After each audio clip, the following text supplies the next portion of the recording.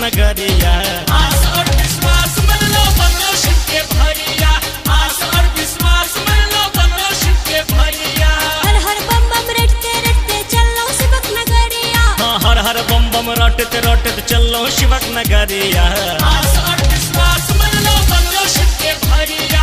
आस और विश्वास मन लो बनो शिव के भरिया।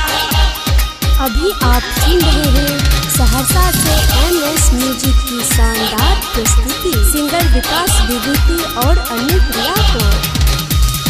दूर बसे छत भोला दानी झारखंड के राज में। काबर बोझ उगत चला जनभक्ति के साज में। जनभक्ति के साज में। जनभक्ति के साज में। दूर बसे छत भोला दानी झारखंड के राज में।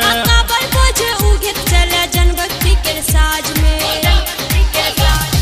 कहनो कष्ट कटा जाए तो ध्यान गंगा धरिया। कहनो कष्ट कटा जाए तो ध्यान गंगा धरिया। आस और विश्वास मन लो बनो शिव के भरिया। आस और विश्वास मन लो बनो शिव के भरिया।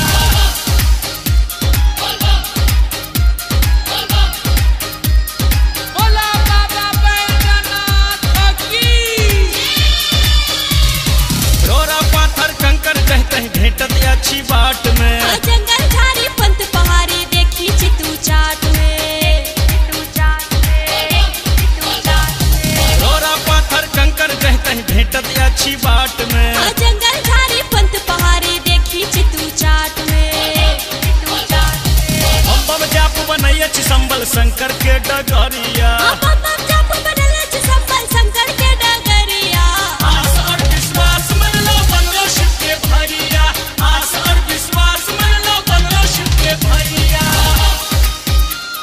अभी आप सुन रहे हैं सहरसा से MS म्यूजिक की शानदार प्रस्तुति सिंगर विकास विभूति और अनुप्रिया को। हाँ पैर फूल कुआ बन गेलै डेग कोना गतिशील हो। आपा करतरवा में भेल ठोका व्यथित बनल हील हो।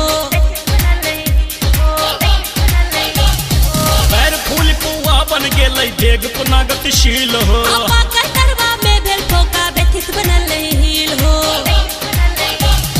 कांत आस्पोरेटा दानी लियो ने खबरिया। विकास अनुसंध आइल लियो ने खबरिया। आस और विश्वास मन लो बनो शिव के भरिया। आस और विश्वास मन लो बनो शिव के भरिया। Mixing by Vikas Vibhuti.